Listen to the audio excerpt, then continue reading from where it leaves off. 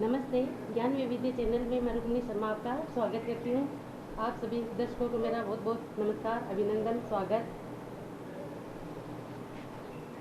जब हमने पीछे की जो कक्षाएं ली थी उसमें शुरुआत जब मैंने की थी तब मैंने कुछ बातें की थी, भाषा से संबंधित बातें की थी, लिपि से संबंधित बातें की थी, लेकिन वो बहुत ही शॉर्ट रूप में की थी, संक्षिप्त रूप में कही थी। और मैंने बीच में आपको बताया भी था कि वो सब चीज़ें अगर समय रहता है तो मैं आपको विस्तार से है वापस बताऊंगी, विस्तार से करवाऊंगी। और आज का जो हमारा टॉपिक है वो सब दृष्टिकोण से बहुत ही महत्वपूर्ण है, चाहे वो 6th क्लास से लेकर 10th क्लास ले लीजिए, 12th क्लास ले लीजिए, 11th क्लास ले लीजिए, यहाँ तक कि आप कॉलेज के जब पहली क्लास में जाते हैं, कॉलेज के पहली क्लास में मतलब फर्स्ट ईयर में जाते हैं, तो वहाँ भी अपना अनिवार्य हिंदी का जो सब्जेक्ट है उसमें अपना जो ये भाषा, बोली, लिपि, वर्ण, विचार है ये चलते हैं। तो ये और न केवल फर्स्ट ईयर तक के बल्कि आगे भी अगर आप कोई प्रतियोगिता परीक्षाएं देते हैं तो उसके लिए भी ये जो अपना टॉपिक है वो बहुत ही महत्वपूर्ण है। और मैं इसमें आपको पूरी कोशिश करूंगी इससे जुड़ी हुई छोटी से छोटी बात है वो बताने की। उम्मीद करती हूँ आप सबको आज का वीडियो है बहुत अच्छा लगेगा, बहुत पसंद आएगा। तो हम शुरुआत करते हैं भाषा से। देखिए मैंने यहाँ 2 पंक्तियाँ लिखी है, भारतेंदु हरिश्चंद्र जी की ये पंक्तियाँ हैं जो कहते हैं, निज भाषा उन्नति अहे, सब उन्नति को मूल, बिन निज भाषा के ज्ञान से मिटत नहीं ये को सूल। कहने का तात्पर्य क्या है इसका कि निज यानी होता है खुद, स्वयं की भाषा की उन्नति, स्वयं की भाषा के ज्ञान से ही मनुष्य की उन्नति है वो संभव है। और सब उन्नति का मूल, और सारी उन्नति का मूल जो होता है, जड़ जो होता है, आधार होता है, अपनी खुद की भाषा होती है, स्वयं की भाषा होती है। अपनी मातृभाषा आ जाती है, अपनी राजभाषा आ जाती है, अपनी राष्ट्रभाषा आ जाती है। तो इसमें तो सब उन्नति का मूल होती है, वो जड़ होती है। और भिन्न निज भाषा के ज्ञान से, और जिसको अपनी भाषा का ज्ञान नहीं होता उसके हृदय से, हृदय मतलब होता है हृदय, उसके हृदय से जो अज्ञान रूपी जो सूल है वो मिटता नहीं है, अज्ञान रूपी जो कांटे हैं वो मिटते नहीं है, हटते नहीं है। इसलिए सबसे पहले हमें किसका ज्ञान होना चाहिए? भाषा का ज्ञान होना चाहिए। अब आता है कि भाषा है वो कहते किसे हैं, और ये किन शब्दों के जोड़ से बना है, किन शब्दों के मेल से बना है, उनका क्या शाब्दिक अर्थ होता है। तो हम लिखे हैं भाषा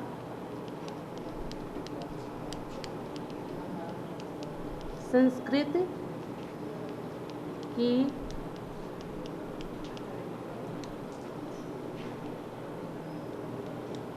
भाष धातु से बना है भाषा शब्द। भाषा जो शब्द है वो संस्कृत की भाष धातु से बना है। अब देखिए भाषा से ही देखिए एक भाषा का हमारे जीवन में क्या महत्व है, भाषा है उसका हमारे जीवन में बहुत महत्व है। भाषा से ही मनुष्य की पहचान होती है, उसका व्यक्तित्व है उसकी पहचान होती है। एक पढ़े लिखे व्यक्ति की भाषा है वो अलग होती है, एक अनपढ़ व्यक्ति है उसकी भाषा अलग होती है। तो भाषा से ही समाज में व्यक्ति को एक सम्मान मिलता है, एक गरिमामय स्थिति है वो उसे प्राप्त होती है। तो भाषा का जीवन में बड़ा ही महत्व है। तो जो भाषा है वो संस्कृत की भाष धातु से बना है, जिसका अर्थ, जिसका शाब्दिक अर्थ क्या होता है? विचार प्रकट करना।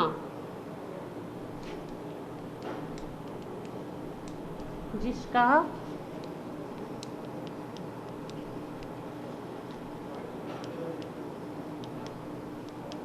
शाब्दिक अर्थ होता है विचार प्रकट करना।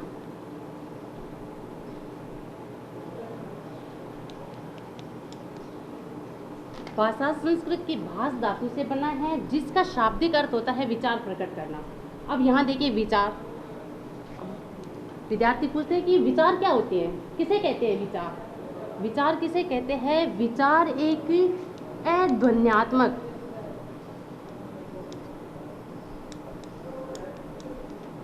अध्वन्यात्मक इकाई है।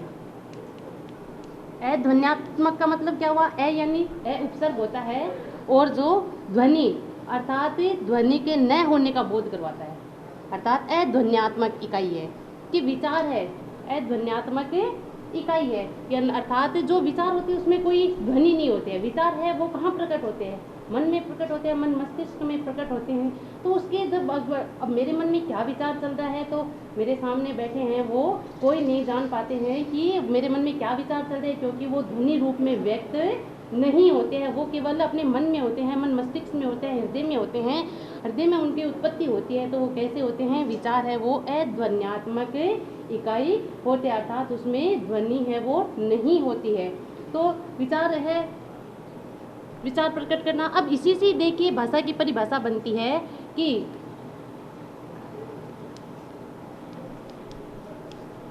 मनुष्य लिखकर मन के भाव होता है, मनुष्य अपने मन के भाव,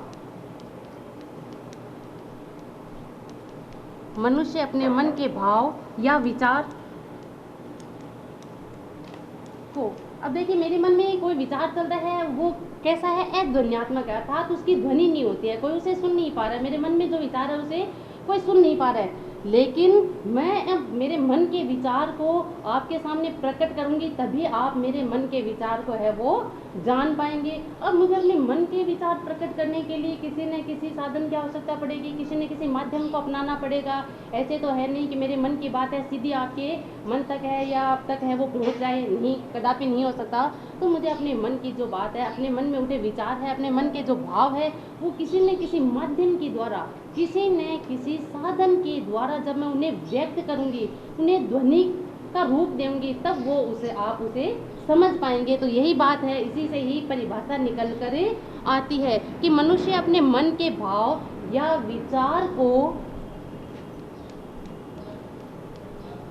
जिस माध्यम या साधन के द्वारा प्रकट करता है, उसे ही क्या कहते हैं? उसे ही भाषा कहते हैं।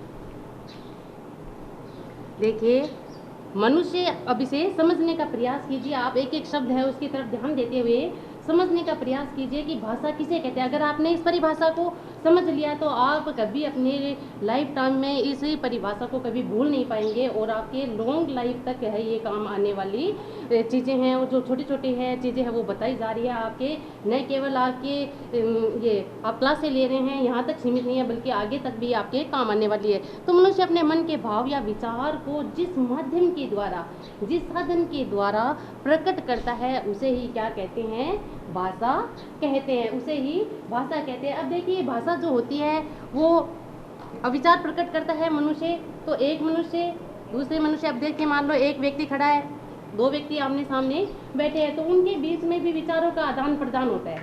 इसे विचार विनिमय भी कह सकते हैं, विचारों का आदान प्रदान भी कैसे। अगर शॉर्ट में हमें भाषा की परिभाषा देखें तो इसे भाषा को क्या कह सकते हैं? विचार विनिमय।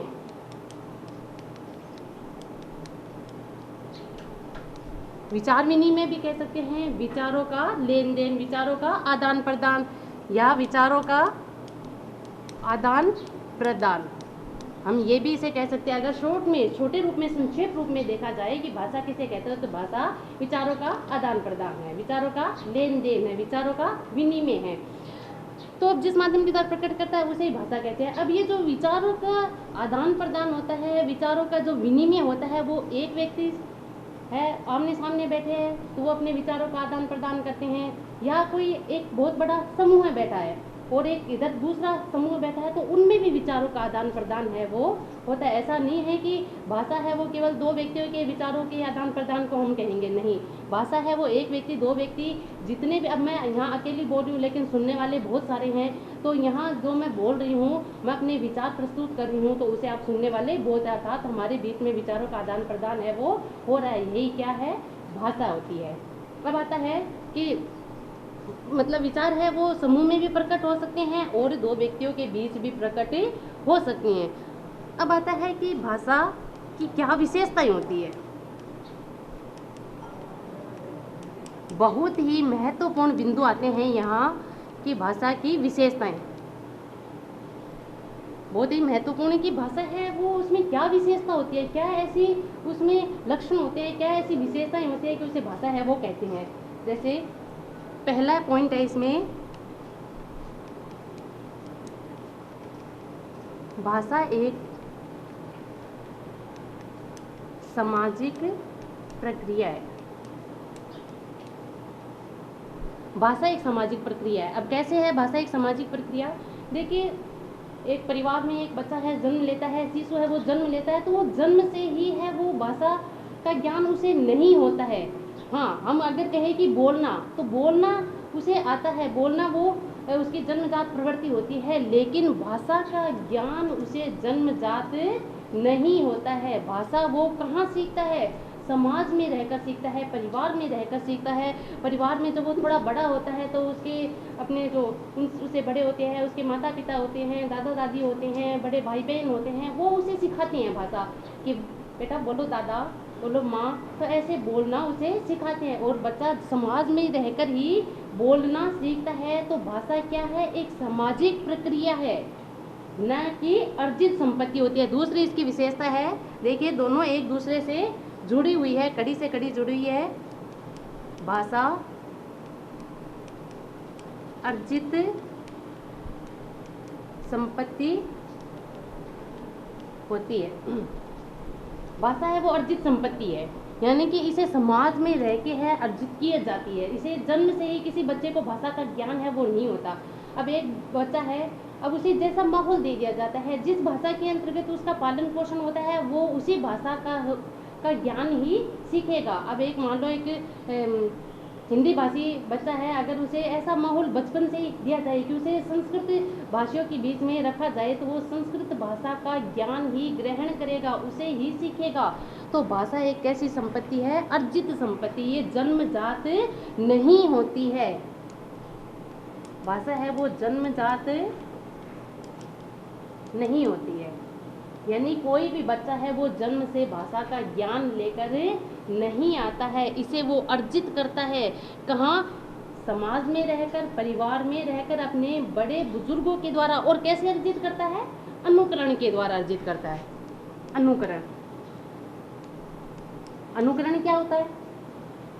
अनुकरण मतलब देख देख के जो सीखना। जैसे बच्चा होता है, बालक होता है, जैसे वो थोड़ा बड़ा होता है, उसकी जबान से ऐसे शब्द निकलने शुरू होते हैं, तो वो अपने उसके जो परिवार वाले होते हैं, बड़े बुजुर्ग होते हैं, तो वो उसे सिखाते हैं कि बेटा बोलो माँ, बोलो दादा, बोलो भैया, बोलो मम्मी, बोलो पापा। तो इस तरह से उसे सिखाते हैं। तो ये क्या हुआ? अनुकरण के द्वारा ही सिखाना हुआ कि बच्चा उनका अनुकरण करता है, यानी जैसा वो बड़े बोलते हैं वैसा ही वो उनको सुन सुन कर बोलता है, तो उसे कहते हैं अनुकरण करना। तो ये जो भाषा है वो एक सामाजिक प्रक्रिया होती है। ये जन्मजात न होकर बल्कि कैसी होती है? अर्जित संपत्ति होती है। इसे परिवार में रहकर, समाज में रहकर, लोगों के बीच में रहकर, समूह के बीच में रहकर है अर्जित किया जाता है। तीसरी इसकी विशेषता है, भाषा का कोई अंतिम स्वरूप नहीं होता। भाषा का कोई अंतिम स्वरूप नहीं होता। अब अंतिम स्वरूप नहीं होता से मतलब क्या हुआ?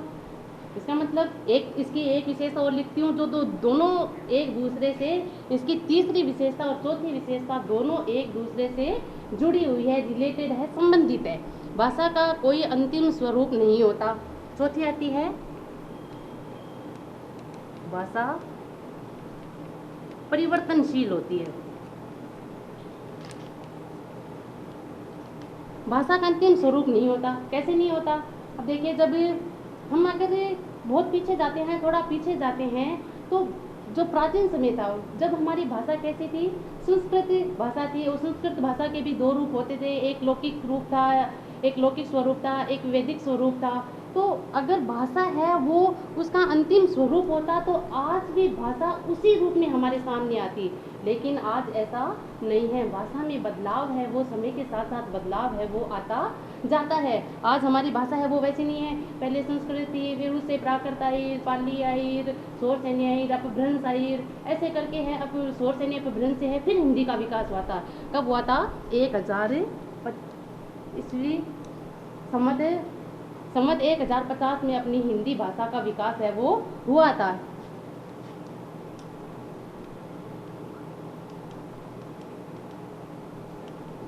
1050 संवत ईस्वी में अपनी हिंदी भाषा का विकास हुआ था। तो ये हिंदी भाषा अपनी है जो इस समय में अपने इस मूल रूप में आई थी। तो इससे पहले की जो भाषा थी वो अब नहीं है, बदल गया उसने। अब जैसे संस्कृत से निकले, संस्कृत के भी लौकिक स्वरूप था, वैदिक स्वरूप था। अब लौकिक स्वरूप से ही पाली आया, पाली से प्राकृत आई, ऐसे करके अपभ्रंश आई, शोर से नहीं अपभ्रंश आई, शोर से नहीं अपभ्रंश से है हिंदी का विकास हुआ। तो यानी कहने का मतलब है भाषा का कोई अंतिम स्वरूप है वो नहीं होता। अगर भाषा का अंतिम स्वरूप होता तो आज भी हमें संस्कृत के है जो वो लौकिक स्वरूप है, वैदिक स्वरूप है, उसी का ही अध्ययन है वो कर रहे होते। लेकिन ऐसा नहीं है। आज है उसने कितने स्वरूप को अब ये छोड़ कर है आज जो हमारे सामने भाषा है वो है। और आगे आने वाले समय में भी इसमें है परिवर्तन होता रहता है, बदलाव है वो होता रहता है समय के साथ है। अब भाषा परिवर्तनशील है। अब देखिए इसका अंतिम स्वरूप नहीं है तो इसका मतलब क्या हुआ कि ये कैसी है, परिवर्तनशील है, इसमें बदलाव है वो होता रहता है।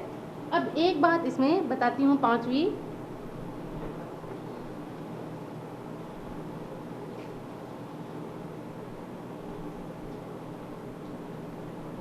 भाषा का मानक स्वरूप होता है। अब ठीक है, भाषा का कोई अंतिम स्वरूप तो नहीं होता, लेकिन भाषा का मानक स्वरूप होता है।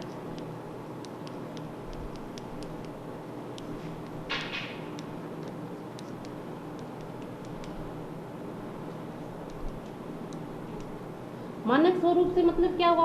अब विद्यार्थियों के मन में ऐसे जिज्ञासा उठती होगी कि भाई ये तो आपने तो मैडम बताया कि अंतिम स्वरूप ही नहीं होता, वो तो परिवर्तनशील होती है, और आप यहाँ आप कह रहे हैं कि उसका मानक स्वरूप होता है। तो मानक स्वरूप क्या होता है, इससे क्या मतलब होता है। मानक स्वरूप से मतलब होता है कि इसके अंतर्गत हमें जो भाषा के व्याकरणिक नियम होते हैं,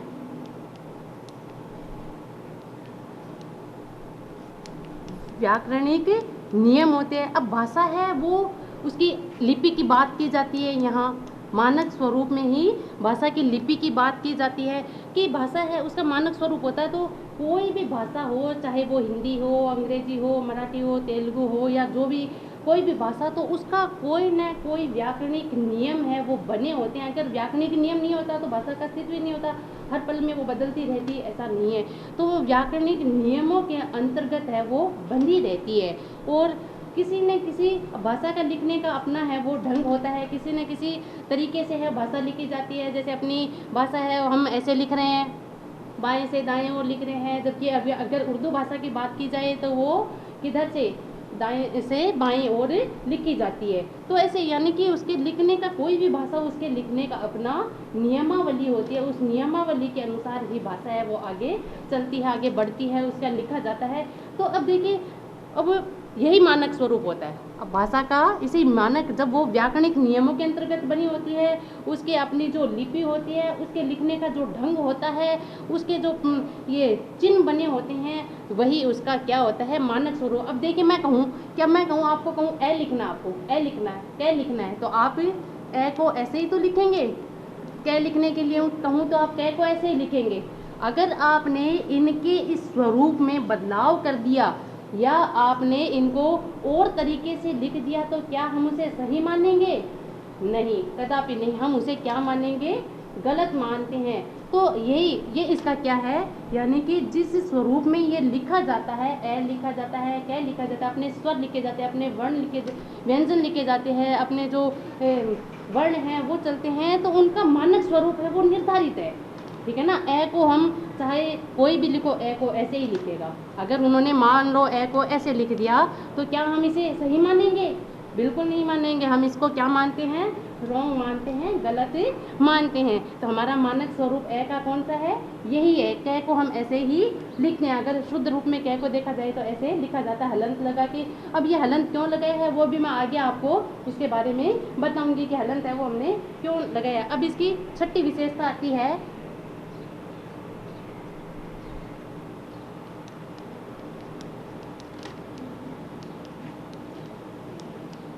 भाषा का स्वरूप कठिन से सरल की ओर होता है। भाषा का स्वरूप है वो कैसा होता है? कठिन से सरल की ओर होता है। अब कैसे? अब देखिए, कठिन से सरल की ओर कैसे होता है भाषा? अब मान लो मैं एक हिंदी जानती हूँ, हिंदी भाषा का मुझे ज्ञान है, इसलिए हिंदी मेरे लिए कैसी है? सरल भाषा है। अब मुझे कोई कहे कि मैडम आज आपको हिंदी नहीं बल्कि आपको अंग्रेजी पढ़ानी है, उसका नाउन पढ़ाना है, तो मैं कहूँगी भाई मेरे बस की बात तो ये नहीं है, क्योंकि मुझे उसका ज्ञान नहीं है। लेकिन असंभव भी नहीं है, उसे अंग्रेजी का अभ्यास करके मैं उसे सीख भी सकती हूँ, तब वो मेरे लिए कैसी बन जाएगी? सरल भाषा बन जाएगी। अब ये देखिए कि भाषा का जो स्वरूप हो, भाषा कोई भी भाषा का हमें ज्ञान लेना है तो पहले वो हमारे लिए कैसी होती है? कठिन होती है, क्योंकि हमें उसका ज्ञान नहीं है, हमें वो आती नहीं है। लेकिन हम अपने अभ्यास से, अपनी मेहनत से, अपनी लगन से हम उसे सीख कर उसे क्या बना सकते हैं? सरल भाषा के रूप में बदल सकते हैं। अब मान लो मुझे अंग्रेजी नहीं आ रही है, लेकिन मैं कल से ही अंग्रेजी की क्लास लेनी शुरू कर दूँ और मैं अंग्रेजी को सीख जाऊँ, तो मेरे लिए वो जो आज मेरे लिए कठिन भाषा है वो कल मेरे लिए कैसी हो जाएगी? सरल भाषा हो जाएगी। तो भाषा का स्वरूप है वो कैसा होता है? कठिन से सरलता की ओर चलता है। तो ये हुई थी अपनी भाषा की बात। अब देखो, भाषा को सीखने के लिए मनोवैज्ञानिक दृष्टिकोण भी क्या कहता है? अब भाषा है, कौन व्यक्ति है वो सीख सकता है? कौन सीख सकता है? भाषा का जो मनोवैज्ञानिक दृष्टिकोण है वो क्या कहते हैं कि भाषा का ज्ञान है हम कैसे कर सकते हैं? एक, अगर कोई भाषा सीखना चाहता है तो उस व्यक्ति में 3 प्रकार के गुण होने चाहिए। अब वो 3 प्रकार के गुण हैं वो कौन कौन से होने चाहिए?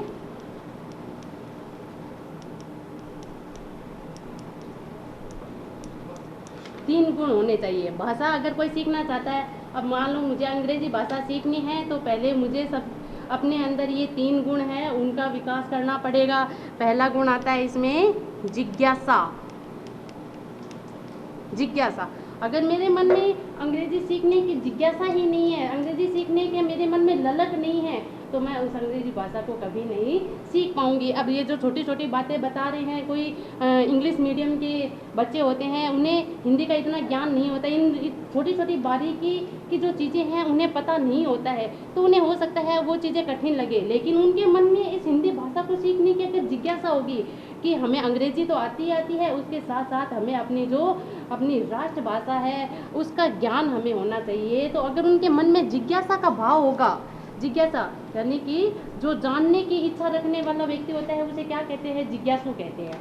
अगर हमें हिंदी के जो एकल शब्द होते हैं, एक वन वर्ड जिसे आप अंग्रेजी में कहते हो कि वाक्यांश के लिए एक शब्द कहते हैं, तो एक आता है कि जानने की इच्छा रखने वाला, उसे क्या कहेंगे?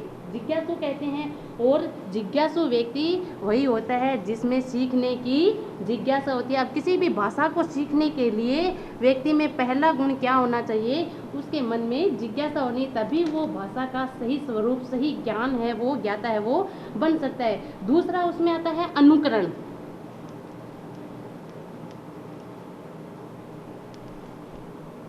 अनुकरण, अभी मैंने पहले भी बताया था कि अनुकरण क्या होता है। अब भाषा को है वो अनुकरण के माध्यम से सीखा जाता है। अनुकरण का भाव होना चाहिए। कोई अपने आप में ही बड़ा ज्ञानी बन जाता है, बड़े ज्ञाता बन जाता है, तो वो कभी किसी भी भाषा का ज्ञान है वो नहीं सीख सकता है। ज्ञान सीखने के लिए, कुछ पाने के लिए, कुछ सीखने के लिए हमें बहुत छोटा बनना पड़ता है। तो हमें अनुकरण, जैसा कोई उसे भाषा सिखा रहा है तो हमें उसके बताए गए नियमों के अनुसार चलना पड़ता है। जैसा वो बताता है, जैसा वो अभ्यास करने के लिए कहते हैं, तो उसका अनुकरण हमें करना चाहिए। अनुकरण से ही हम है वो भाषा है वो सीख सकते हैं। और तीसरी इसकी विशेषता आती है अभ्यास। अभ्यास, चाहे हम भाषा सीख रहे हैं, चाहे कोई अन्य कार्य सीख रहे हैं, तो उसके लिए हमारा अभ्यास है वो बहुत ही महत्वपूर्ण बिंदु होता है। अब कोई चीज़ हमने एक बार सीख ली, लेकिन अगर हमने उसका अभ्यास नहीं किया तो कुछ समय बाद हम उस भाषा को भूल जाते हैं, या हमारा जो सीखा हुआ ज्ञान था उससे हम पिछड़ जाते हैं, पीछे रह जाते हैं। तो इसलिए अभ्यास है वो बहुत ही ज़रूरी होता है। करत करत अभ्यास से जड़मित होत सुजान, रसरी आवत जात ते सिल पर पड़त निशान, है ना। बहुत अच्छा ये दोहा इस माध्यम से कहना चाहते हैं कि भाई जो बार बार अभ्यास करता है वही व्यक्ति सुजान बन सकता है, अच्छा ज्ञानी बन सकता है, अच्छा ज्ञाता बन सकता है। जिस प्रकार एक कोमल सी जो रस्सी होती है वो कठोर पत्थर पर भी अपनी निशान छोड़ जाती है, क्योंकि वो बार बार उस पत्थर से टकरा कर आ रही है, बार बार उस पत्थर पर अपनी रगड़ छोड़ते हुए आ रही है। तो उस कोमल रस्सी भी उस बार बार अभ्यास के कारण उस कठोर पत्थर पर भी अपने निशान छोड़ जाती है। उसी प्रकार एक जो मूढ़ व्यक्ति होता है, मूर्ख व्यक्ति होता है, वो भी बार बार अभ्यास करके ज्ञानी व्यक्ति है, ज्ञाता बन सकता है। इसलिए अभ्यास है वो बहुत जरूरी होता है। अब इसके बाद में आता है भाषा का विकास क्रम कैसे हुआ। अब भाषा है वो अपनी जो आज हमारे सामने भाषा अपने जिस रूप में है, जिस मूल रूप में है, तो वो किस विकास क्रम के अंतर्गत है वो हमारे सामने आई, उसके बारे में बताती हूँ।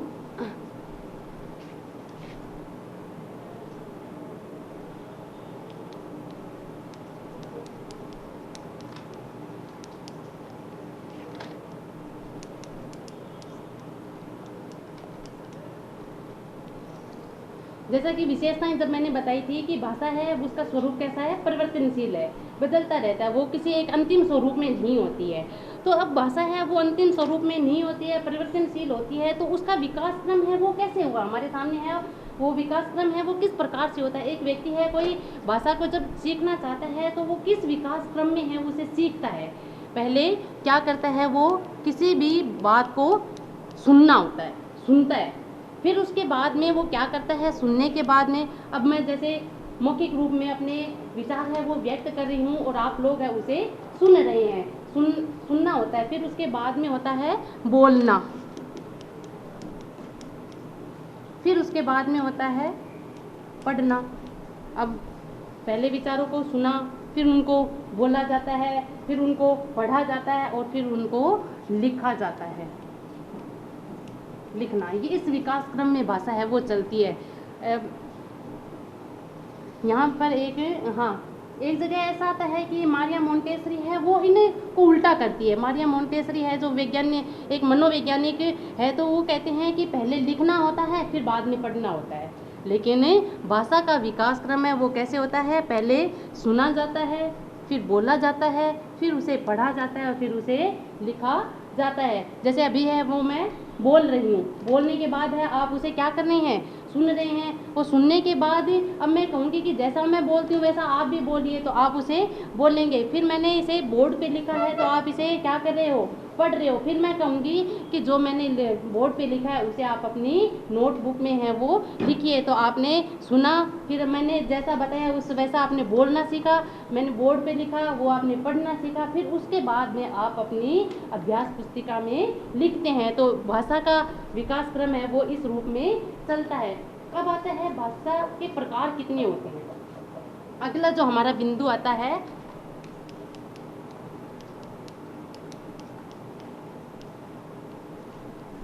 भाषा के प्रकार। अब देखिए मैं आपको अपने ही उदाहरण द्वारा बताती हूँ कि अभी मैं आपके सामने अपने विचार है वो व्यक्त कर रही हूँ, तो मैं किस माध्यम के द्वारा व्यक्त कर रही हूँ, भाषा के माध्यम से कर रही हूँ। और भाषा के भी मैं किस स्वरूप के द्वारा है अपने विचार प्रकट कर रही हूँ। अभी मैं है बोल के बता रही हूँ, आप लोग है उसे सुन रहे हैं, और बोलने के साथ साथ मैं लिख भी रही हूँ जिसे आप पढ़कर समझ रहे हैं। तो इस आधार पर भाषा है। और मैं साथ साथ है अपने चेहरे के हाव भाव है उनका भी उपयोग कर रही हूँ, अपने हाथों का उपयोग भी कर रही हूँ, और आपको अपने इशारों के द्वारा भी, संकेतों के माध्यम से भी बता रही हूँ। मैं कहूँगी पढ़ना, तो पढ़ना शब्द की ओर मैंने इशारा किया, मैंने कहा कि क्रम, तो क्रम शब्द की ओर इशारा किया, मैंने कहा कि आप इस बिंदु को देखिए, तो यहाँ मैंने इशारा किया, है ना। तो इस आधार पर भाषा के 3 भेद है वो हमारे सामने निकल कर आते हैं। पहला है मौखिक भाषा, दूसरा आता है लिखित भाषा, और तीसरा आता है सांकेतिक भाषा। मौखिक भाषा है किसे कहते हैं, जब कोई व्यक्ति अपने विचार बोलकर प्रकट करता है, बोलकर प्रकट करता है और सामने बैठा व्यक्ति है उसे सुनकर समझता है तो वो हमारी किस भाषा के अंतर्गत आते हैं? मौखिक भाषा के अंतर्गत आता है। कोई व्यक्ति है जब अपने विचारों को, अपने मन के जो भाव है, अपने हृदय के जो भाव है उन्हें बोलकर प्रकट करता है और दूसरा उसे सुनकर समझता है, सुनकर उन भावों को ग्रहण करता है, उन विचारों को ग्रहण करता है, तो वो क्या कहलाती है? मौखिक भाषा कहलाती है। अब उसी भाषा, अब जैसे मैं बीच बीच में है आपको समझा रही हूँ, आपको बोल रही हूँ, आपको कई उदाहरणों के द्वारा बता रही हूँ, तो आप उसे सुनकर है वो समझ रहे हैं। जो मैंने लिखा है उसे मैं बोलकर है वो समझा रही हूँ, तो वो क्या हुआ? मौखिक रूप हुआ, मौखिक स्वरूप हुआ कि मैं बोल रही हूँ और आप लोग उसे सुनकर समझ रहे हैं। अब मैं बोलने के साथ साथ है यहाँ बोर्ड पर लिख भी रही हूँ, तो वो कैसा हुआ? लिखित रूप हुआ। और जब मैंने बोर्ड पर लिखा है उसे आप कैसे समझ रहे हो?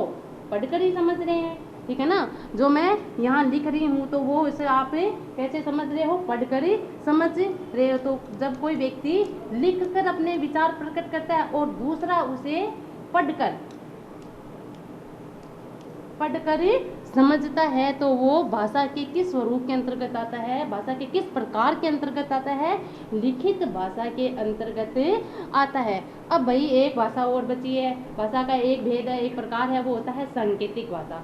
अब सांकेतिक भाषा का संकेत यानी इशारे हैं जो किए जाते हैं। कभी कभी कोई व्यक्ति है हमसे बहुत दूर है और हम उसे अपने मन की कोई बात है, मन का कोई विचार है वो व्यक्त करना चाहते हैं, तो हम उसे, अगर मैं यहाँ से बोलूँगी तो उतनी दूर है उसे शायद सुनाई न दे, तो मैं कुछ संकेतों के माध्यम से उसे समझाने का प्रयास है वो करूँगी कि आप इधर आइए, या आप चले जाइए, या आप बैठ जाइए, या देखिए, या उधर देखिए, या इधर देखिए। तो ये क्या हुआ? सांकेतिक भाषा हुआ। कभी कभी देखिए आपने भी यात्राएं हैं वो की होगी, आप सड़क मार्ग से गए होंगे तो आपने देखा होगा कि बड़े बड़े जो शहर होते हैं उनमें जो ट्रैफिक पुलिस खड़ी होती है, चौराहे पर ट्रैफिक पुलिस खड़ी होती है, उसके हाथ में वो हाथों के इशारे से ही बताती है इधर चलना है, इधर चलना है, इन गाड़ियों को जाना है, उनको जाना है।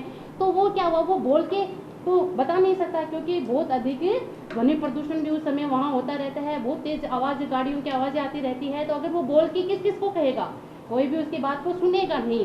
तो वहाँ जो गाड़ियों में बैठे लोग हैं वो उसके इशारे से ही समझते हैं कि अब इस रास्ते वाली गाड़ियों को आगे जाना है, अब इस रास्ते वाली गाड़ियों को इधर जाना है, अब ऐसे जाना है। तो वो क्या हुई?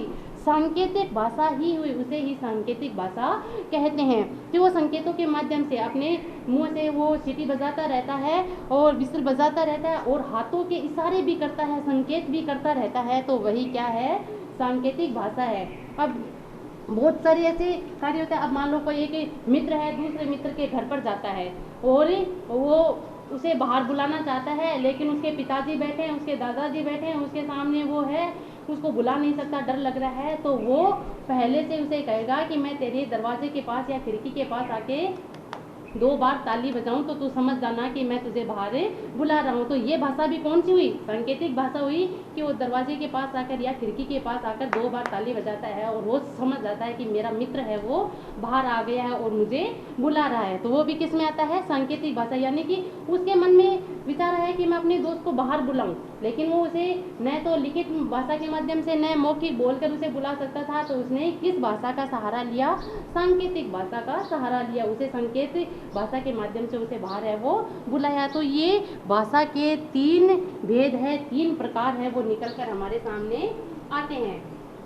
अब देखिए भाषा है वो अपना विकास क्रम तो हमारे सामने आज जो मूल भाषा है वो किस रूप में है, जो मूल स्वरूप में है, तो उससे पहले वो किस स्वरूप में थी, कैसे उसका है वो विकास हुआ और किस तरह से वो आज हमारे सामने अपने मूल स्वरूप में आई। तो अगर देखिए मैं यहाँ एक बात और कहना चाहूँगी कि अगर आपसे मैं ये क्वेश्चन पूछूँ कि अब इसमें से सबसे सरल भाषा कौन सी है, बताइए आप, कि मौखिक भाषा, लिखित भाषा, सांकेतिक भाषा, इसमें से सरल भाषा कौन सी है और सबसे कठिन भाषा कौन सी है? सरल भाषा की बात की जाए तो यहाँ सरल भाषा है वो अपनी मौखिक भाषा होती है। क्यों होती है? क्योंकि अब मेरे मन में कोई विचार था, कोई भाव उत्पन्न हुआ, तो मैंने उसे तुरंत बोलकर कह दिया और आपने हाथों हाथ उसे सुनकर है वो समझ लिया, ठीक है ना। अब मान लो मैं कोई लिखित भाषा है लिख के बताती हूँ, लेकिन सामने वाले को पढ़ना ही नहीं आता है तो वो उस विचार को है वो समझ नहीं पाता है। तो सबसे सरल भाषा के अंतर्गत आती है अपनी मौखिक भाषा। मैं जैसे भी उसे बोल के बताऊंगी और वो अपने, भले ही वो पढ़ा लिखा व्यक्ति नहीं है, लिखी हुई भाषा को वो नहीं पढ़ सकता है, लेकिन जब मैं उसे बोल कर बताऊंगी तो वो उस भाषा को जरूर समझ जाएगा, मेरे मन की जो बात है उसे वो जरूर समझ जाएगा। तो सरल भाषा हुई। अब मैं बात करूँ कि सबसे कठिन भाषा कौन सी है। सबसे कठिन भाषा, अब सरल भाषा मौखिक है तो सबसे कठिन कौन सी हुई, लिखित हुई या सांकेतिक हुई? सांकेतिक भाषा होती है। सबसे कठिन है वो सांकेतिक भाषा होती है, क्योंकि कई बार ऐसे संकेत होते हैं जिन्हें समझ नहीं पाते हैं। कई बार ऐसा भी हो जाता है कि संकेतों के माध्यम से हम कहना कुछ चाहते हैं और अगले वाला है वो समझ कुछ और जाता है ना, तो वहाँ अर्थ का अनर्थ हो जाता है। इसलिए ये कठिन भाषा के अंतर्गत भी आती है अपनी कौन सी, सांकेतिक भाषा आती है।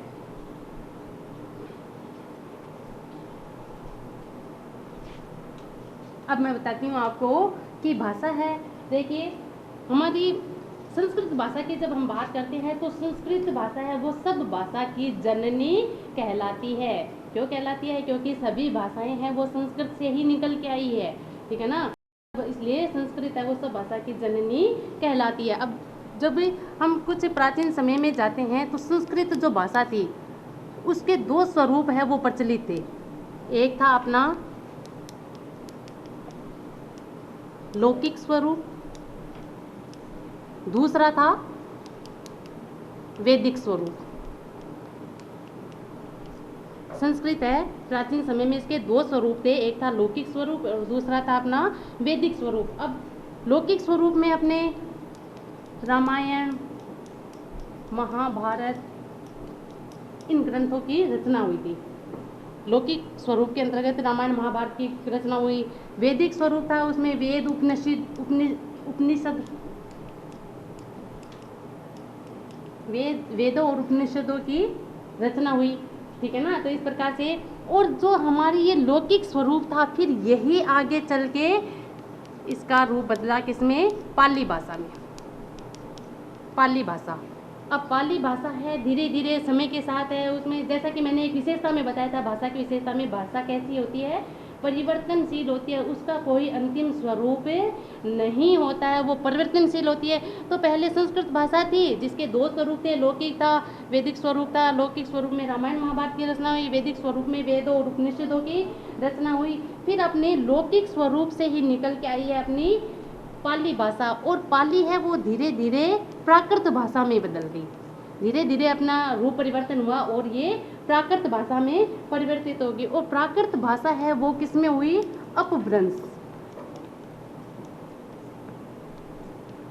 अपभ्रंश, उसका अपभ्रंश स्वरूप हुआ। और अपभ्रंश स्वरूप भी धीरे धीरे बदलकर किसमें हुआ, शोरसेनी अपभ्रंश, शोरसेनी अपभ्रंश। और शोरसेनी अपभ्रंश से ही निकल कर आई हमारी हिंदी। तो अगर हम हिंदी भाषा की जननी की बात करें तो कौन सी हुई, संस्कृत भाषा, ठीक है ना, कि संस्कृत भाषा दो स्वरूप में थी, लौकिक स्वरूप था, वैदिक स्वरूप था। लौकिक में रामायण महाभारत की रचनाएं, वैदिक स्वरूप में वेद, उपनिषद और भी जो सांस्कृतिक जो धार्मिक ग्रंथ हैं उनकी रचना हुई। फिर उसके बाद में ही लौकिक स्वरूप से ये निकल कर आई अपनी पाली भाषा, पाली से प्राकृत आई, प्राकृत से अपभ्रंश आई, अपभ्रंश से शोरसेनी आई, और शोरसेनी से निकल कर अपनी हिंदी भाषा है उसका विकास हुआ, निकल कर आई। तो अपनी हिंदी भाषा का अगर विकास क्रम देखा जाए या हिंदी भाषा की जननी की बात की जाए तो उसके वो कौन सी भाषा आती है, अपनी संस्कृत भाषा आती है। अब देखिए, अब ये तो हुई भाषा की बात। अब भाषा में भी आता है कि राजभाषा किसे कहते हैं, राष्ट्रभाषा क्या होती है, बोली किसे कहते हैं, बोली क्या होती है। अब मैं यहाँ आपको एक जनरल नॉलेज की बात भी बताती हूँ कि हमारा संविधान के बहुत छोटे छोटे बिंदु हैं मैंने लिए हैं, लेकिन बहुत ही महत्वपूर्ण है ये सब चीज़ें। बड़ी बारीकी से जो बताई गई है वो आपकी हमेशा काम आने वाली चीज़ें हैं। आपने मोटे मोटे रूप में पढ़ा होगा कि भाषा विचारों के विनिमय को कहते हैं, इसके दो स्वरूप होते हैं, मौखिक और लिखित होते हैं। मौखिक किसे कहते हैं, लिखित कैसे किसे है, लिपि किसे कहते हैं, और ये सब ऊपर ऊपर आपने पढ़ लिया होगा। लेकिन जो भी चीज़ें आपको यहाँ बताई गई है बड़ी बारीकी से बताई गई है और आपके ताउम्र काम आने वाली है। तो संविधान की जो अनुसूची 8 में, संविधान के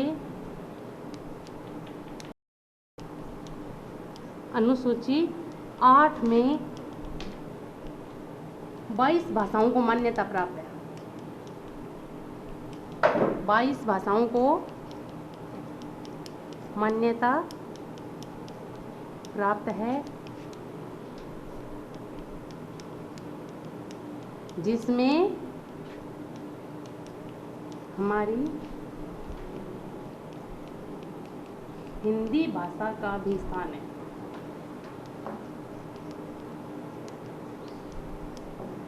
संविधान की अगर बात की जाए तो संविधान की जो अनुसूची 8 है उसमें 22 भाषाओं को मान्यता दी गई है और उन 22 भाषाओं में हमारी हिंदी भी अपना स्थान रखती है। उन 22 भाषाओं में हमारी हिंदी को भी शामिल है वो किया गया है। अब आता है कि राजभाषा का दर्जा।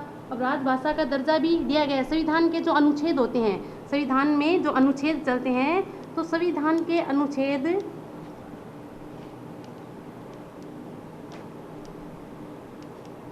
संविधान के अनुच्छेद 343 से लेकर 351 तक राजभाषा का प्रावधान है वो दिया गया है और इस अनुच्छेद के अंतर्गत हमारी हिंदी को राजभाषा का दर्जा भी प्राप्त है।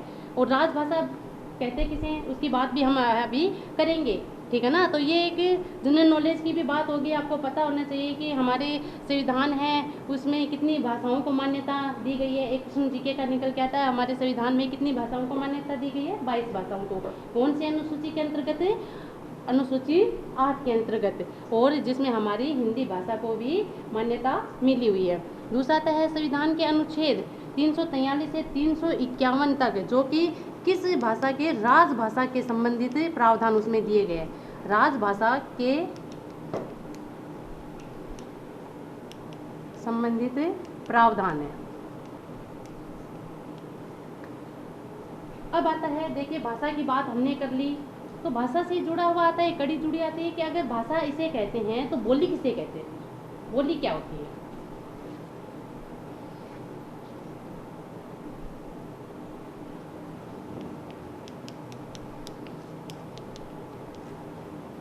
भाषा के बारे में पढ़ लिया, उसकी विशेषताएं पढ़ ली, विचारों का आदान प्रदान जो करता है, सब चीज़ें हमने पढ़ ली। तो फिर ये इसे भाषा कहते हैं, तो बोली क्या होती है ना। कि अब एक मारवाड़ी में कहावत भी सुनी होगी कि कोस कोस में बदले पानी और 4 कोस में बदले वाणी। तो वाणी मतलब बोली है वो बदल जाती है, परिवर्तनशील होती है। अब देखिए बोली किसे कहते हैं, बोली और भाषा में क्या अंतर होता है, किस आधार पर बोली है वो भाषा से अलग होती है, भिन्न होती है, पृथक होती है। देखिए बोली होती है वो क्षेत्र के आधार पर अगर देखा जाए तो बोली एक बोली का सीमित क्षेत्र होता है।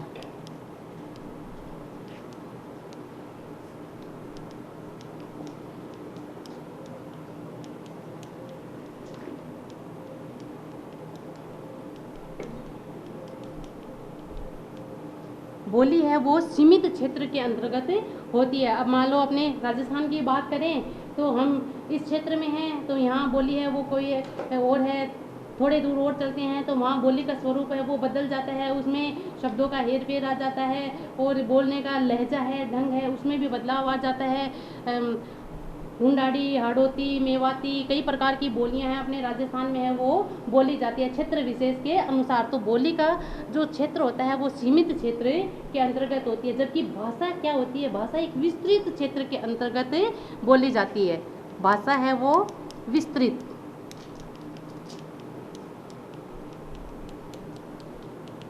क्षेत्र में उसका उपयोग है वो किया जाता है। अब बोली होती है उसका कोई व्याकरणिक नियम नहीं होता।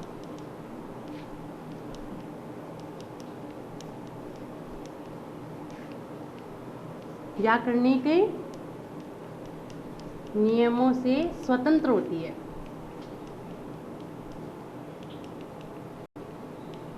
बोली है वो किसी भी कोई व्याकरणिक नियमों में बंधी हुई नहीं होती है। वो कैसे होती है? स्वतंत्र होती है, उसका कोई व्याकरणिक नियम नहीं होते। जबकि अभी भाषा में हमने क्या पढ़ा था? भाषा का अपना मानक स्वरूप होता है। मानक स्वरूप वही हो गया कि उसके व्याकरणिक नियमों में बंधी होती है, उसकी अपनी लिपि होती है। जबकि बोली होती है वो कोई व्याकरणिक नियमों में बंधी नहीं होती है, वो व्याकरणिक नियमों से कैसी होती है? स्वतंत्र होती है। तीसरी अपनी आती है कि बोली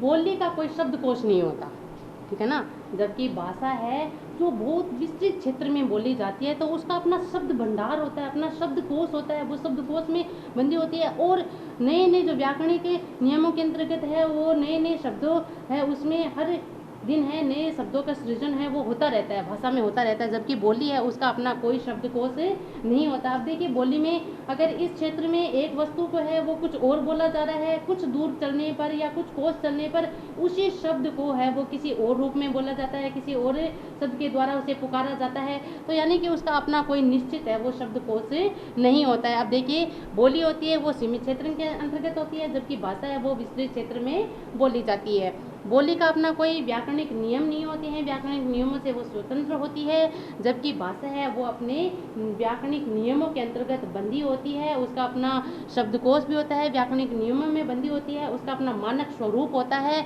और बोली का कोई शब्दकोश नहीं होता, जबकि भाषा का अपना शब्द भंडार होता है, शब्दकोश होता है। अब शब्दकोश जिसके पास जितना अधिक होता है, शब्द भंडार जिसका जितना अच्छा होता है, वो अपने मन के विचारों को उतनी ही प्रभावशीलता के साथ है वो व्यक्त कर सकता है। अब देखिए बोलने को तो सभी बोलते हैं, ठीक है ना। तो लेकिन एक ही व्यक्ति होता है उसका बोलने का तरीका हटके होता है, उसका अलग होता है, वो कुछ ऐसे इस तरीके से बोलता है, इस ढंग से बोलता है, ऐसे ऐसे शब्दों का वो चयन करता है कि उसके द्वारा जो बोला गया है, उसके द्वारा जो वाचन है वो किया गया है, वो बहुत ही प्रभावशाली हो जाता है। तो वो किस कारण से होता है? शब्द भंडार के कारण होता है, शब्दकोश के कारण होता है। इसलिए तो बार बार मैं तो अपनी कक्षाओं में बार बार बच्चों को कहती हूँ कि ज़्यादा से ज़्यादा आप शब्दार्थ है वो याद कीजिए, जो पाठ आते हैं उनके शब्दार्थ है वो साथ साथ याद है वो करवाई जाती है, ताकि बच्चों के पास शब्द भंडार इतना हो।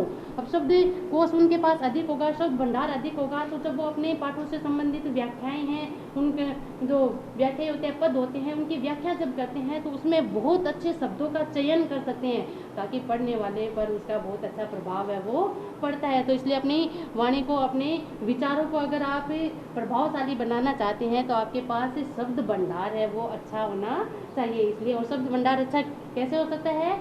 कि हम ज़्यादा से ज़्यादा शब्द है उनका अध्ययन करें, उनका अभ्यास है वो करें। तो ये आई अपनी क्या बोली और भाषा में अंतर निकल कर सामने आते हैं। अब इसके बाद में आती है लिपि।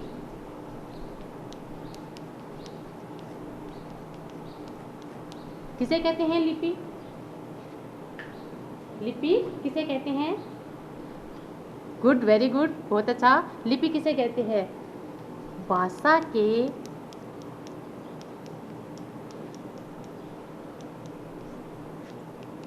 लिखित रूप को लिपि कहते हैं। भाषा के लिखित रूप को लिपि कहते हैं, या ऐसे भी कहते हैं, अर्थात जिस ढंग से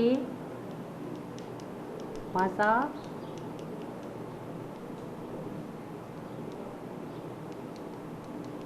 लिखी जाती है उसे लिपि कहते हैं। अर्थात भाषा के लिखित रूप को लिपि कहते हैं, या हम अपने जो मन के विचार और मन के भाव है वर्णों के माध्यम से, शब्दों के माध्यम से, वाक्यों के माध्यम से व्यक्त करते हैं, तो वो उसका जो मानक स्वरूप में हम लिखते हैं वही वो क्या कहलाता है? लिपि कहलाता है। जिन चिन्हों का हम प्रयोग करते हैं वही क्या कहलाते हैं? लिपि। भाषा के लिखित रूप को लिपि कहते हैं। अब हमारी हिंदी भाषा की अगर बात की जाए तो हिंदी भाषा की लिपि है वो कौन सी है? हिंदी भाषा की लिपि है वो कौन सी है? देवनागरी लिपि। एक बार अभी लगभग 3-4 साल पहले है ये, इससे भी जुड़ा हुआ एक नंबर का क्वेश्चन है, वो बोर्ड एग्जाम में पूछा गया था कि देवनागरी लिपि है उसका उद्भव कैसे हुआ या किस लिपि से हुआ। अब ये बच्चों ने यहाँ तक ही पढ़ा हुआ था कि हिंदी भाषा की लिपि है वो देवनागरी होती है। अब इस देवनागरी लिपि है ये भी किस लिपि से निकल कर आई है? देवनागरी लिपि है वो भी ब्राह्मी लिपि से निकल कर आई है। तो ये 1 नंबर का क्वेश्चन है, वो बोर्ड एग्जाम में पूछा गया था कि देवनागरी लिपि है वो किस लिपि से निकल कर आई है। तो इसका उत्तर क्या होता कि देवनागरी लिपि है वो ब्राह्मी लिपि से निकल कर आई है। ये हुई अपनी लिपि की बात। उसके बाद में आता है अपना बोली की बात की, भाषा की बात की, लिपि की भाषा की। अब एक आता है मातृभाषा। किसे कहेंगे मातृभाषा? मातृ मतलब माता, कि बच्चा जो अपनी माँ के मुख से सुनकर सीखता है। बालक अपनी माँ के मुख से सुनकर जिस भाषा को सीखता है वही क्या कहलाती है? मातृभाषा कहलाते हैं। बालक अपनी माँ के मुख से सुनकर जो भाषा को सीखता है, जैसा वो उसकी माँ उसे उच्चारण सिखाती है, अनुकरण करके जो सीखता है वही क्या कहलाती है? मातृभाषा। अब आती है कि भाई राजभाषा किसे कहते हैं? राजभाषा। राजभाषा किसे कहते हैं? जिस भाषा से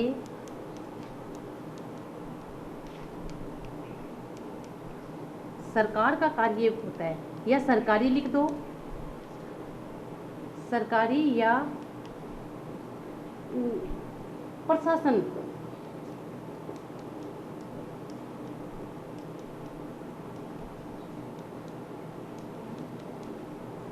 जिस भाषा से सरकारी या प्रशासन का कार्य होता है उसे राजभाषा कहते हैं। कि जिस भाषा से सरकार का कार्य होता है या प्रशासन का कार्य होता है उसे क्या कहते हैं? राजभाषा कहते हैं। और हमारा देश है उसकी राजभाषा कौन सी है? हिंदी है। हिंदी में ही हमारा जो सारे कार्य है वो होते हैं, तो ये कहलाती है राजभाषा। अब राष्ट्रभाषा किसे कहेंगे?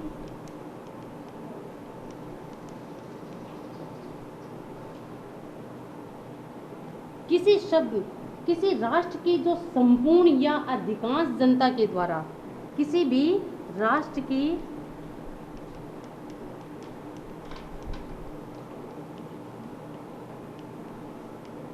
संपूर्ण या अधिकांश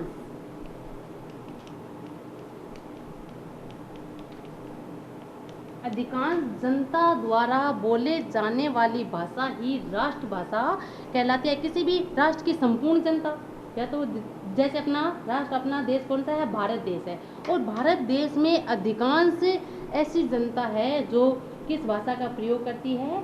हिंदी भाषा का प्रयोग करती है। तो हमारे राष्ट्र की राष्ट्रभाषा कौन सी हुई? हिंदी हुई।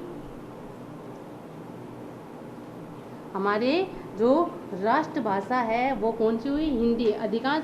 और ये हिंदी है एक संपर्क भाषा के रूप में भी है। और देखिए अब वर्तमान समय में अगर हम हिंदी की बात की जाए तो अंग्रेजी जो एक संपर्क भाषा के रूप में पहला स्थान लिए हुए है। अब धीरे धीरे ये बहुत ही न केवल अपने देश में तो लोकप्रिय है, ये अधिकांश जनता इसी भाषा का प्रयोग करती है, लेकिन धीरे धीरे हमारी हिंदी भाषा की लोकप्रियता है देश के अलावा विदेशों में भी ये लोकप्रिय भाषा के रूप में प्रसिद्ध होती जा रही है, विख्यात होती जा रही है। तो ये हम सब हिंदुस्तानियों के लिए बहुत ही गर्व की बात है, हम सब भारतवासियों के लिए बड़े ही गर्व की बात है कि हिंदी भाषा है वो धीरे धीरे देश के अलावा विदेशों में भी लोकप्रिय भाषा के रूप में प्रसिद्ध होती जा रही है, ख्याति प्राप्त करती जा रही है। एक संपर्क भाषा के रूप में इसे अधिकांश लोग है वो अपनाना चाह रहे हैं। तो ये हमारे लिए बड़े ही गर्व की बात है, हमें इस पर गर्व करना चाहिए। तो हमारे राष्ट्र की भाषा कौन सी हुई? हिंदी हुई। एक बात यहाँ लिपि के संबंध में और बताना चाहूँगी कि हमारी हिंदी भाषा की लिपि है देवनागरी। देवनागरी लिपि को राष्ट्र लिपि भी कहते हैं। अगर ये ऐसा पूछ ले जाए कि हमारी राष्ट्रलिपि कौन सी है, तो यहाँ आप कंफ्यूज नहीं हो जाए कि हमारी देखिए राष्ट्र की भाषा कौन सी है, हिंदी भाषा है। हिंदी भाषा की लिपि कौन सी है, देवनागरी।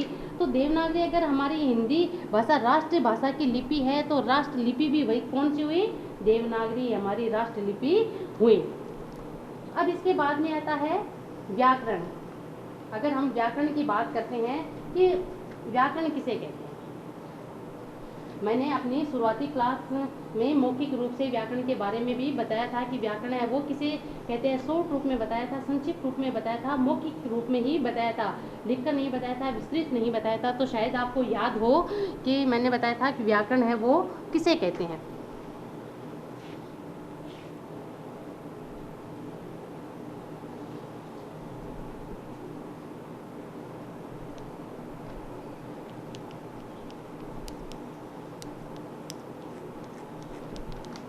व्याकरण किसे कहते हैं, देखिए व्याकरण का अर्थ होता है कि मैंने जैसा बताया था कि खंड खंड करके प्रकट करना, खंड खंड करके बताना, टुकड़े करके बताना।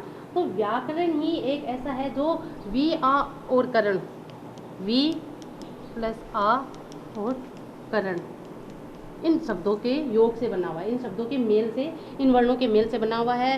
वी आ और करण के मेल से बना है व्याकरण, जिसका मतलब क्या होता है कि खंड खंड करके बताना या टुकड़े टुकड़े करके बताना, खंड खंड करके बताना। या ऐसे कह दे कि जो व्याकरण है वो किसी भी भाषा को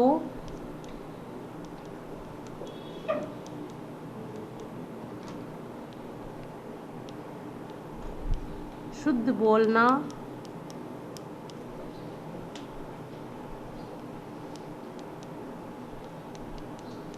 शुद्ध लिखना, शुद्ध पढ़ना सिखाता है।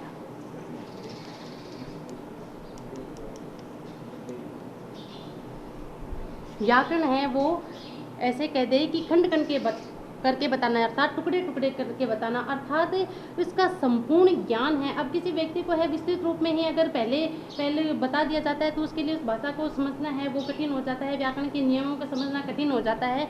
तो भाषा है वो छोटे छोटे टुकड़े कर संक्षिप्त रूप में छोटे छोटे टुकड़े कर है वो बताई जाते हैं। या ऐसे कह सकते हैं कि भाषा है, व्याकरण है वो किसी भी भाषा को शुद्ध बोलना, शुद्ध लिखना और शुद्ध पढ़ना सिखाता है।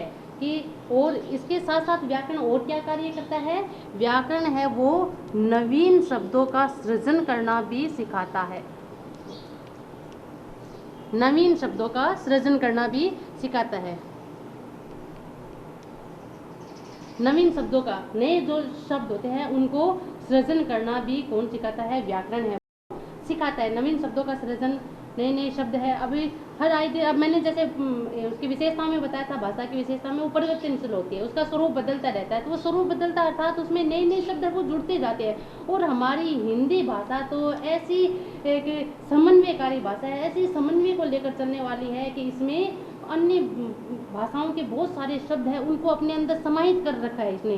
चाहे उर्दू के देख लो, अरबी के देख लो, फारसी के देख लो, चीनी भाषा देख लो, अंग्रेजी के शब्द देख लो, सभी को अपने अंदर समाहित कर लेती है, समन्वय करके चलती है। हमारी हिंदी भाषा तो इतनी उदार भाषा है कि जो सभी अन्य भाषाओं को अपने अंदर समाहित करके चलती है। तो इसमें नए नए शब्दों का सृजन है वो हर दिन है वो होता रहता है।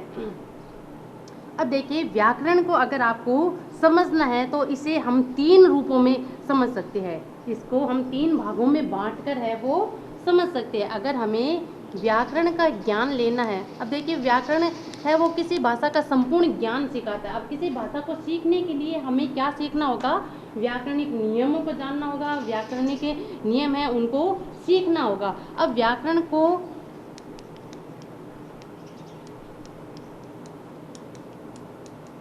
को सीखने के लिए सुविधा की दृष्टि से अगर हमें सभी व्याकरण है वो बहुत एक दूसरे से कड़ी है वो जुड़ी हुई है। व्याकरण का हर एक बिंदु है, हर एक टॉपिक है, हर एक प्रकरण है वो एक दूसरे से कड़ी के रूप में है वो जुड़ा हुआ है। तो हम इसको आसानी से सीख सके, सरलता से सीख सके, सहजता से सीख सके, तो इसलिए व्याकरण को सीखने के लिए इसे 3 भागों में बांटा गया है। 3 भागों में बांटा गया। सुविधा के अनुसार इसे, कि सुविधा अनुसार हम इसे सीख सके तो इसे 3 भागों में बांटा गया है, जिसमें पहला आता है वर्ण विचार, दूसरा आता है अपना शब्द विचार, और तीसरा और महत्वपूर्ण आता है वाक्य विचार। अगर किसी भी भाषा का आपको संपूर्ण ज्ञान लेना है, सीखना है, किसी की भाषा को अब में गहनता से सीखना है, तो उसे उसके वर्ण विचार, शब्द विचार और वाक्य विचार को है सीखा जाता है। इसको सुविधा के अनुसार है वो बांटा गया है, 3 भाग बांटा गया है। अब आता है वर्ण की बात आती है, तो हम सबसे पहले पढ़ते हैं वर्ण विचार। इसकी कुछ बातें हैं, मैं वो बता देती हूँ। वर्ण विचार है वो भी थोड़ा लंबा है, वो चला जाता है, तो आज की कक्षा में शायद ये पूरा नहीं हो पाए, बहुत लंबी है वो क्लास हो जाएगी। तो कुछ एक बातें, कुछ एक परिभाषा है, कुछ परिभाषा और कुछ इसके प्रकार है, वो उसके बारे में मैं बात कर लेती हूँ, फिर मैं अपनी वाणी को विराम दूंगी और इससे जुड़ी हुई जो बातें हैं वो हम कल की कक्षा में अध्ययन करेंगे। तो वर्ण विचार के अंतर्गत आता है कि अब वर्ण है वो कहते किसे है। पहले आता है कि वर्ण है वो कहते किसे है। भाषा की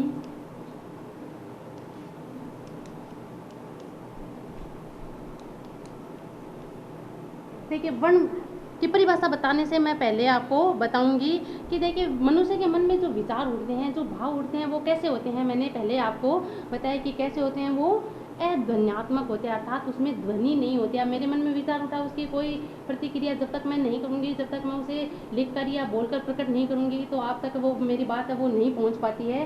तो अगर बात करें कि वर्ण है वो किसे कहते हैं, ध्वनि को वर्ण कहते हैं। ध्वनि को क्या कहते हैं, वर्ण कहते हैं। अब ध्वनि है वो किसे कहते हैं, अब वर्ण से जुड़ी हुई बात है कि वर्ण किसे कहते हैं, किसी भी ध्वनि को वर्ण कहते हैं। अब ध्वनि क्या होती है कि भाषा की सबसे छोटी मौखिक इकाई अगर बात की जाए, भाषा की सबसे छोटी मौखिक, यहाँ आप ध्यान दीजिए कि मैंने एक शब्द इसके साथ जोड़ा है, मौखिक इकाई को ध्वनि कहते हैं।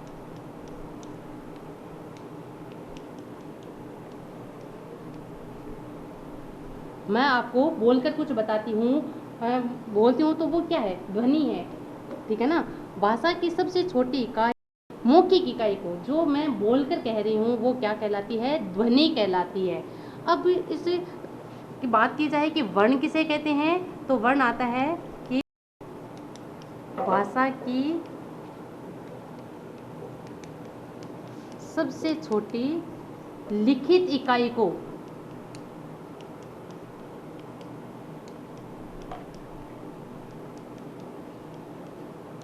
वर्ण कहते हैं।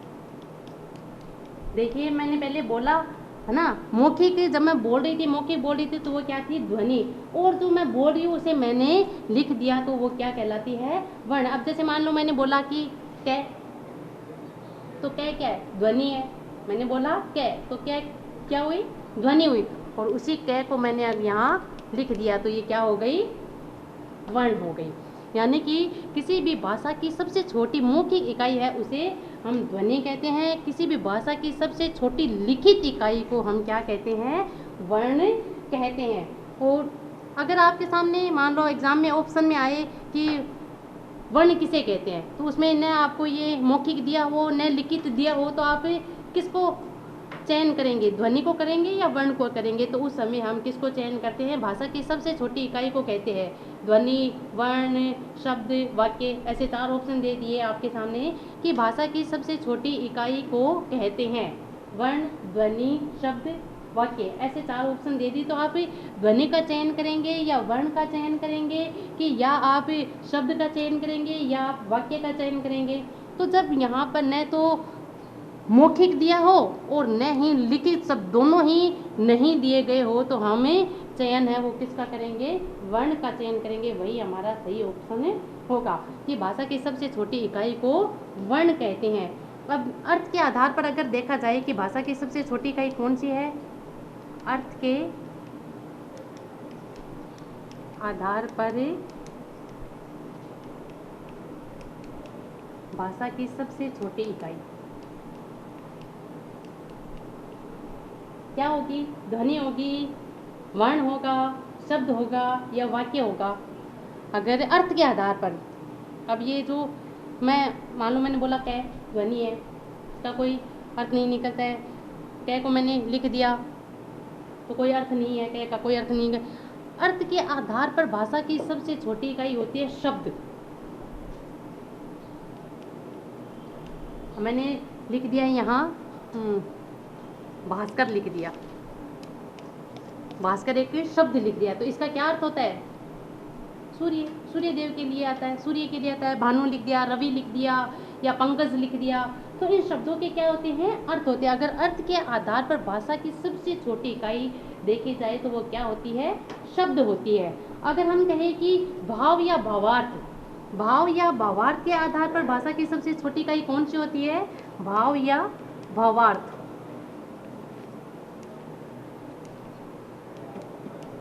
आधार पर भाषा की सबसे छोटी इकाई ध्वनि होगा, वर्ण होगा, शब्द होगा या वाक्य होगा। अब देखिए, अब अगर मैंने एक शब्द लिखा तो एक शब्द से मैं अपने मन के भाव है वो पूरी तरह से व्यक्त नहीं कर पाती हूँ, कोई भावार्थ है वो नहीं कर पाती हूँ। आपको मैंने कोई ये 2 पंक्तियाँ दे दी कि भाई इसका भावार्थ कीजिए, तो क्या आप इसे 2 पंक्तियों का भावार्थ है वो एक शब्द में है वो कर पाएंगे? नहीं कर पाएंगे, ठीक है ना। तो उसके लिए हमें क्या करना पड़ता है? वाक्य का सहारा लेना पड़ता है। तो भाव या भावार्थ के आधार पर भाषा की सबसे छोटी इकाई क्या होती है? वाक्य होते हैं, वाक्य होते हैं। अब देखिए, एक दूसरे से जुड़े हुए हैं। पहले हम मौखिक रूप में बोलते हैं, ध्वनि होती है, ध्वनि से ही फिर क्या बनता है? वर्ण बनता है, और वर्ण को ही जोड़कर क्या बनता है? वर्णों के मेल से ही क्या बनता है? शब्द बनता है। और शब्दों को हम जब पद रूप में दे देते हैं तो वही क्या बन जाता है? वाक्य बन जाता है, वाक्य कहलाता है। अब ये तो हुई कि वर्ण है वो किसे कहते हैं? भाषा की सबसे छोटी इकाई जिसके और टुकड़े नहीं किए जा सकते। अगर हम वर्ण की परिभाषा देखें तो परिभाषा के रूप में बता देती हूँ कि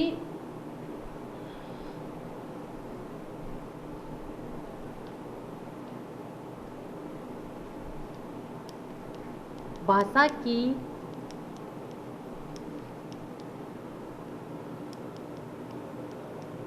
सबसे छोटी इकाई जिसके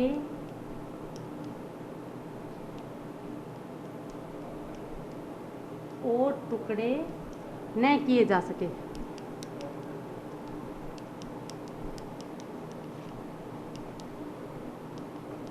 उसे वर्ण कहते हैं।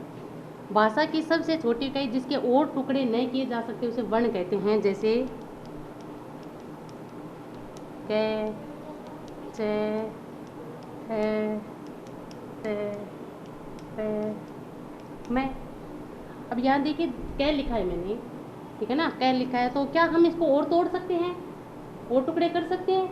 नहीं कर सकते। चाय के और टुकड़े नहीं कर सकते। अब मैंने यहाँ देखिए हलंत भी लगा दिया, तो हलंत लगाने का मतलब क्या हुआ? अब देखिए, ये कै होता है वो क्या होता है? व्यंजन होता है। अब हम इसका आगे के वर्ण के जो भेद है उसके बारे में पढ़ेंगे कि स्वर व्यंजन, इसके 2 भेद होते हैं। तो स्वर किसे, व्यंजन किसे कहते हैं, व्यंजन का शुद्ध रूप है वो कौन सा होता है। तो यहाँ ये मैंने शुद्ध रूप लिखा है, इसका मतलब क्या हुआ कि इसमें एक जुड़ा हुआ नहीं है, अर्थात हम इसके और टुकड़े हैं वो नहीं कर सकते हैं। जब भाषा की सबसे छोटी इकाई जिसके हम और टुकड़े न कर सके उसे क्या कहते हैं? वर्ण कहते हैं। अब आते हैं वर्ण के भेद आते हैं। वर्ण के भेद, वर्ण के 2 भेद होते हैं।